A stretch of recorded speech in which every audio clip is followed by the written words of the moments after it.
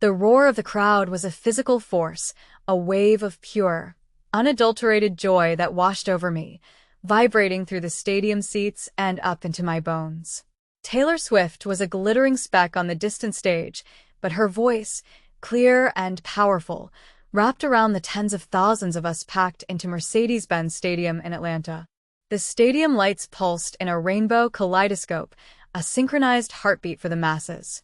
I screamed along with everyone else, my voice lost in the chorus of thousands, a single drop in an ocean of adoration.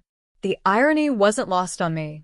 Here I was at the pinnacle of pop culture emotion, being celebrated for a career built on meticulous control and strategic communication, when a single text message would accuse me of being the one thing I wasn't: too emotional. Next to me, Patricia Henderson, a woman whose tailored power suits and sharp bob were more at home in a boardroom than a stadium, was swaying with a surprisingly youthful abandon. Her eyes, usually narrowed in astute analysis, were wide and sparkling. She had invited me tonight, securing 2 of the most coveted VIP tickets for the Eras tour as a thank you. A thank you for what was, without a doubt, the single greatest achievement of my professional life. My name is Danielle Russo, and until about 30 seconds ago, I was the 34-year-old director of public relations for Suncaster Bioworks. Or rather, I was the director. I had built their communications department from the ground up over a decade. When I started, fresh from graduate school, with a degree in communications and a hunger to prove myself, Suncaster was a small, brilliant research company with zero media presence. They had the science but no one to tell their story. I became that storyteller. For 10 years, I had poured my life into that company. I'd worked 18-hour days, survived on caffeine and ambition, and sacrificed countless weekends. I had built the press protocols, the client relationship systems, and the crisis management procedures that had saved the company millions during a contamination scare 2 years prior. My flawless product launch for our new flagship drug, Solara, just 3 months ago had brought in an unprecedented $42 million in pre-orders and landed us on the cover of 3 major industry magazines. I wasn't just an employee, I was an architect of the company's public identity. And I had just been fired. My phone, clutched in my hand to capture a video of the spectacle, buzzed with an incoming message. I glanced down, expecting a text from my sister asking for a concert update. The name on the screen made my stomach clench: Gregory Walsh. Gregory was our director of operations, a man who wore his mediocrity like an ill-fitting suit. He had been gunning for me ever since I joined the executive team, a position I'd earned through merit, which allowed me to report directly to our CEO, Robert Chin. Gregory, on the other hand, had to climb the traditional ladder, and he resented me for leapfrogging him in the informal hierarchy. The tension had peaked 6 months ago when he presented a ridiculous proposal. He wanted the company to sponsor his exclusive country club's annual golf tournament to the tune of $75,000. He dressed it up as a networking opportunity, but I saw it for what it was: him using company funds to boost his personal social standing. I had presented my analysis to him and the CEO, pointing out that the demographic of his golf buddies didn't align with our target market for highly specialized pharmaceuticals. It was a waste of a significant portion of my marketing budget. My integrity, apparently, made me difficult to work with. Robert had sided with me, and Gregory's simmering resentment had boiled over into quiet, petty acts of sabotage ever since. I tapped the screen, my thumb hovering over the notification. The music swelled, the crowd screamed, and I read the words that detonated my professional life. You're terminated, effective immediately. Frankly, you're too emotional for leadership. I'm giving your position to my golf buddy, Trevor. The words blurred.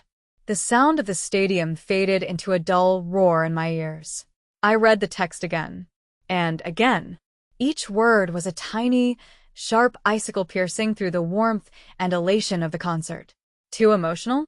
The accusation was so absurd, so transparently a projection of his own insecurities, that for a moment I felt a surge of hysterical laughter bubble in my chest. He had fired me. The man whose biggest professional crisis involved a bad batch of coffee in the break room had fired me, the woman who had navigated the company through a potential multi-million-dollar PR disaster without breaking a sweat. And he'd done it via text, to hire his golf buddy. The irony was suffocating. Here I was, sitting next to a board member who had brought me here to celebrate a $42 million success, and my career had just been professionally assassinated by a text message. Patricia leaned over, shouting over the music. "Isn't this incredible? I can't believe you got us these seats." Wait. She thought I got the seats? Of course. Gregory had probably told her that too. Another small, pathetic attempt to take credit for something he hadn't done. I forced a smile, my mind racing a million miles a minute, calculating the fallout, the damage, the chaos this would unleash. My clients, the campaigns, my team, my life. "Actually, Patricia," I said, my voice surprisingly steady as I angled the glowing screen of my phone toward her. "I have something interesting to show you." I watched her expression shift in the pulsing, colorful lights. First, confusion, as she squinted to read the small text. Then, her smile faltered, replaced by a look of utter shock. Her eyes, which had been sparkling with the joy of the concert, hardened into chips of ice. The muscles in her jaw tightened. She took the phone from my hand, reading the message one more time, her face going from shock to absolute fury in the span of 5 seconds. "He fired you? Tonight? During this?" She gestured vaguely at the spectacular stage production around us, her voice a low, dangerous growl that cut through the noise. "Apparently so," I replied, the hollowness in my own voice surprising me. I could practically see the gears turning in her head, the mind of a seasoned executive processing the implications. This wasn't just a personnel issue. This was a direct threat to the company's stability. I kept my voice steady, though inside I was calculating the catastrophic damage this would cause. 3 major clients had specifically requested to work only with me. 2 product launches were scheduled for next month, under my direct supervision. And Gregory wanted to hand it all over to Trevor Morrison, a guy whose biggest professional achievement was organizing a charity golf tournament that raised $12,000. The music swelled around us, a symphony of heartbreak and revenge, but Patricia was no longer paying attention to the show. She was scrolling through my phone, her face growing darker with each word she read of the email chain I had saved regarding the golf tournament. Looking back, I should have seen this coming, I murmured, more to myself than to her. Gregory Walsh had always resented that I reported directly to the CEO, while he had to work his way up through traditional channels. Patricia didn't respond immediately. She was still staring at my phone, her thumbs swiping furiously. She was a powerhouse, a woman who had shattered glass ceilings in the cutthroat world of biotech. She understood power, and she understood betrayal. The rest of the concert was a blur. I stood, I sat, I clapped when everyone else clapped, but my mind was a storm of what-ifs and what-nows. The weekend stretched before me like a desolate wasteland. On Friday night, Gregory had not only fired me, but had also sent out a company-wide email announcing the change. He thanked me for my service, a condescending pat on the head that made my blood boil, and welcomed Trevor Morrison as the new head of PR. The calls started on Saturday. First, it was Janet Hernandez, the CEO of Hernandez Pharmaceuticals, our largest single account. "Danielle, I need to know what's happening," she'd said, her voice tight with concern. "My assistant says someone named Trevor Morrison called, claiming to be taking over our account." I chose my words carefully, knowing that one wrong statement could trigger a contractual review. "There have been some internal changes at Suncaster, Janet. I'm not currently in a position to discuss specifics, but I wanted you to hear from me directly that your account's continuity is my primary concern." "Danielle, you know I trust you completely," she said, and the words were both a comfort and a knife twist. "But my contract is with you personally. If you're not managing our campaign, we need to reassess our partnership immediately."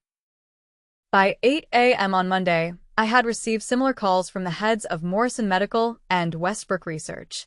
Each conversation followed the same pattern: initial confusion, growing concern, and finally, thinly veiled threats to terminate their contracts if I wasn't involved. I documented every single conversation, knowing that Patricia would need this information for the emergency board meeting she had scheduled for Monday morning. Trevor Morrison, meanwhile, seemed blissfully unaware of the crisis he was inheriting. According to my former assistant, Kelly, who texted me updates throughout the weekend, Trevor had spent Saturday afternoon measuring my office for new furniture and asking IT to change all the department passwords. He had also scheduled a meet and greet with the junior staff for Monday morning, apparently planning to introduce himself as their new leader. Gregory's confidence was almost impressive in its stupidity. I spent Sunday afternoon preparing a comprehensive handover document. It wasn't out of obligation, but as protection for myself and for the junior staff who didn't deserve to suffer for Gregory's vendetta. The document outlined every active campaign, client preference, ongoing crisis management protocol, and scheduled deliverable for the next 6 months. It was 47 pages of detailed, institutional knowledge that Trevor, with his single business degree and experience managing social media for a local pizza chain, would never be able to replicate. But the document also served another purpose. It demonstrated, in black and white, exactly how much Gregory didn't understand about my role. Every page highlighted relationships, expertise, and ongoing commitments that couldn't simply be transferred to an inexperienced replacement. Monday morning arrived with a text from Patricia, emergency board meeting at 9 a.m. Come prepared to present your side. This is far from over. I dressed carefully in my best navy suit, the one I wore for high-stakes client presentations. If I was going to fight for my career, I wanted to look like the consummate professional Gregory claimed I wasn't. I arrived at Suncaster's headquarters 30 minutes early, using my still-active building access to retrieve files from my office before Trevor arrived. The sight of my workspace was jarring. My industry awards had been packed into boxes. My client photos were removed from the walls, and my personalized coffee mug was replaced with a generic Suncaster tumbler. Trevor had already started making the space his own, which felt like a violation of something sacred. At 8:45 a.m., I positioned myself in the conference room adjacent to the boardroom, reviewing my notes one final time. Whatever happened in the next hour would determine whether Gregory's impulsive power grab succeeded, or whether justice would finally catch up with his reckless ambition. The emergency board meeting began with Patricia Henderson placing my termination text message on the conference table like evidence in a murder trial.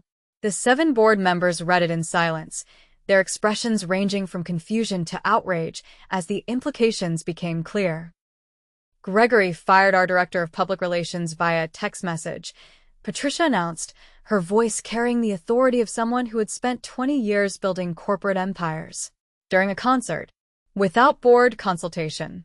And he plans to replace her with someone whose qualifications include managing a restaurant's social media account. Gregory Walsh sat at the far end of the table, his usual confidence visibly shaken.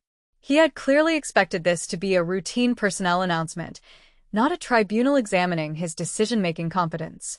Beside him, CEO Robertson looked like he was developing a migraine in real time. Based on departmental efficiency, Gregory began, but Patricia cut him off immediately. Efficiency? Let me share some efficiency metrics with you. She opened a folder containing the documents I had prepared.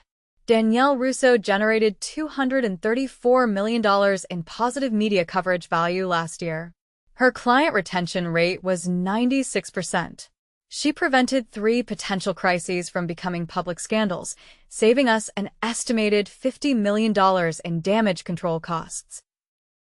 Board member Thomas Wright leaned forward. What are Trevor Morrison's qualifications? Gregory's face flushed. Trevor brings fresh perspective and strategic thinking to answer the question, Wright interrupted. What is his experience in pharmaceutical communications? He has a business degree and strong communication skills. That's not what I asked. The room fell silent as Gregory struggled to articulate Trevor's non-existent qualifications. Finally, he admitted, Trevor doesn't have direct pharmaceutical experience, but he's eager to learn and brings valuable outside perspective. Patricia smiled coldly. Outside perspective? Is that what you call it when three of our biggest clients are threatening to terminate their contracts because they specifically contracted to work with Danielle personally? This was news to Gregory, and his face went pale. What clients? Hernandez Pharmaceuticals, Morrison Medical, and Westbrook Research, I said, speaking for the first time. Combined annual contract value of $37 million, with renewal options worth an additional $42 million over the next 3 years. Robertson finally found his voice. Gregory, please tell me you reviewed the contractual obligations before making this decision. The silence that followed was deafening. Gregory clearly had no idea that my client relationships were legally protected through specific performance clauses. He had assumed that firing me would automatically transfer all client relationships to Trevor, like changing the name on a business card. Board member Sarah Kim pulled out her phone. I'm getting calls from industry contacts asking if Suncasto is facing financial difficulties. Apparently, word is spreading that we've made sudden leadership changes in critical departments. The pharmaceutical industry is incredibly relationship-driven, I explained. Trust takes years to build and can be destroyed overnight. My clients don't just work with Suncaster. They work with me specifically because they trust my judgment, my expertise, and my track record of protecting their interests. Patricia nodded. Which brings us to the real question. Gregory, did you fire Danielle because of performance issues, or because she refused to approve your golf tournament sponsorship proposal? Gregory's mouth opened and closed like a fish gasping for air. The tournament proposal had been thoroughly documented in board minutes, including my professional recommendation against using company funds for Gregory's personal networking events. I think, Robertson said slowly, we need to discuss damage control. Immediately. The question isn't whether Gregory made a mistake, it's whether we can fix it before our stock price reflects these client defections. Robertson stood at the head of the conference table, his face grave as he addressed the board. Ladies and gentlemen, we're facing a crisis entirely of our own making. Gregory's decision has put our most valuable client relationships at risk and potentially violated contractual obligations worth tens of millions of dollars. Gregory made one last, desperate attempt to defend his actions. I maintain that this was a necessary restructuring decision.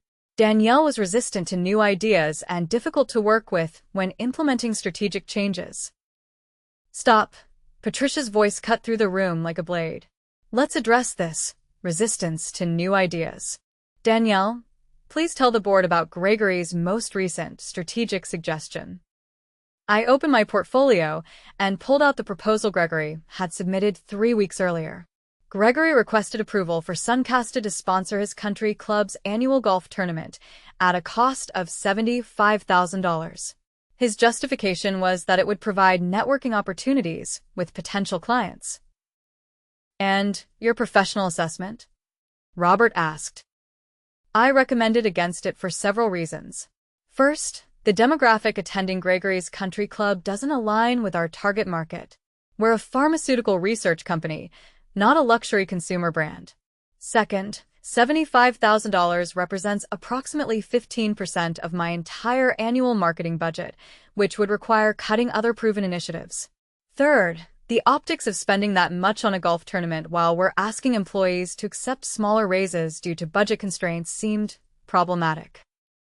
Thomas Wright nodded approvingly. That sounds like exactly the kind of strategic thinking we pay her to provide. Gregory's face reddened. She consistently undermines management decisions and questions authority. She questions spending company money on your personal hobby, Patricia interrupted.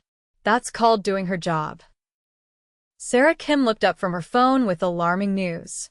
I'm getting reports that Hernandez Pharmaceuticals just issued a statement saying they're reviewing their partnership options with Suncasto. Their stock price has already dropped 3% on speculation about their pipeline disruptions.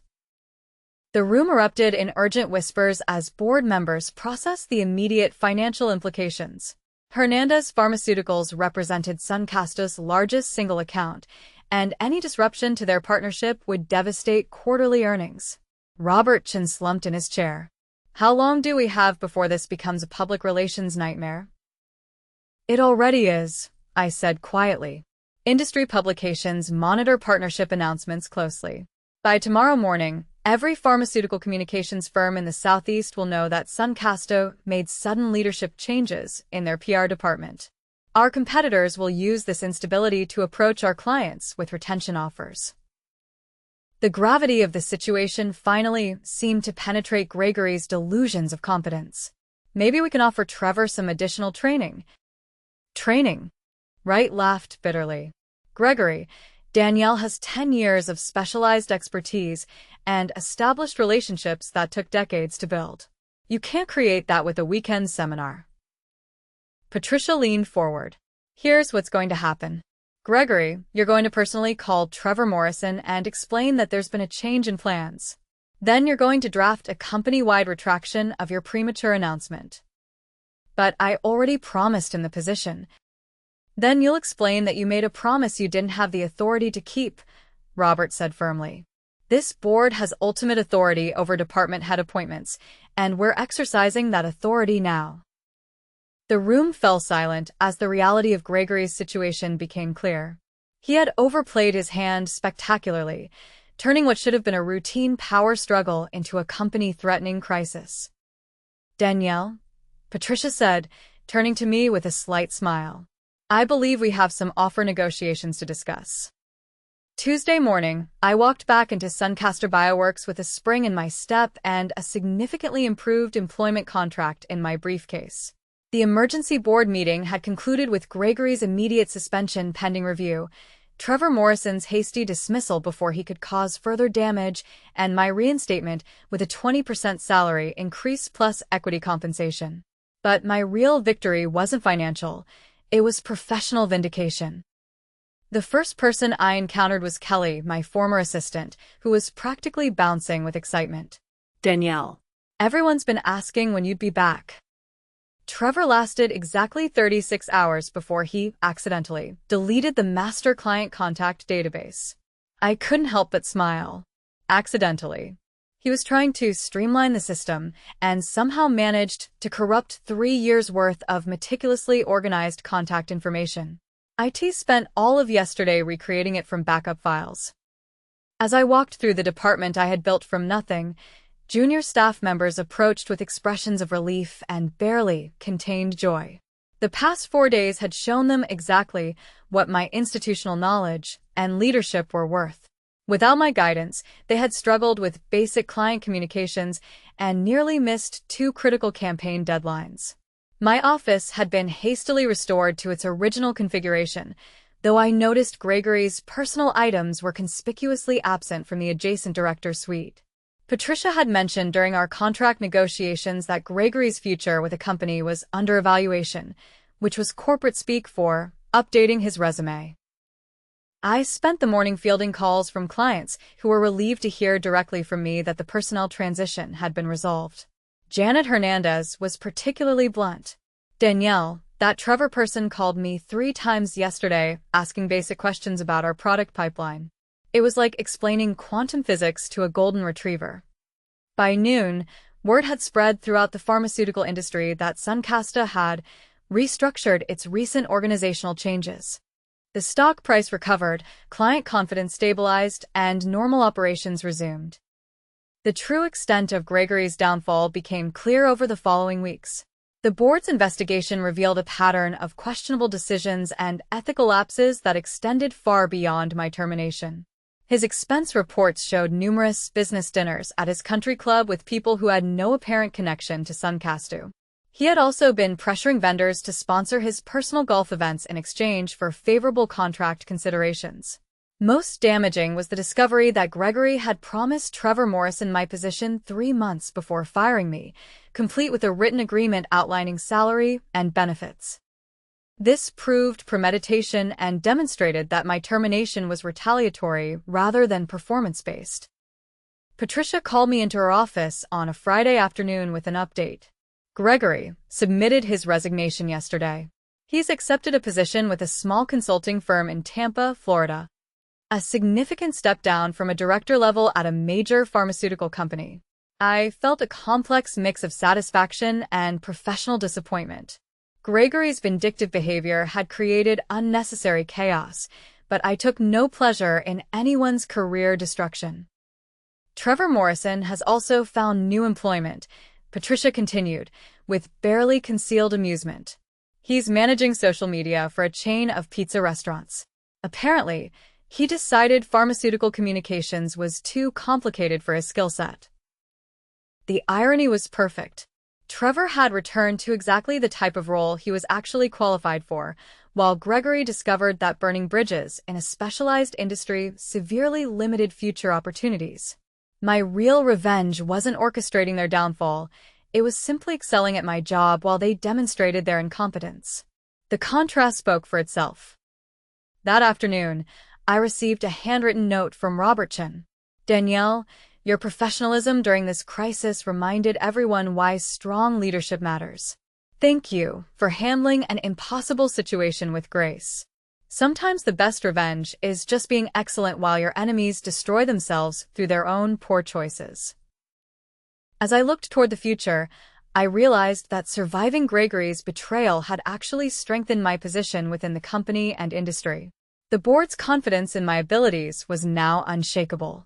My client relationships had been tested and proven unbreakable, and my reputation for handling crises with integrity was stronger than ever. Sometimes, the sweetest revenge is simply watching your enemy's own actions prove exactly why they never deserved the power they tried to steal from you.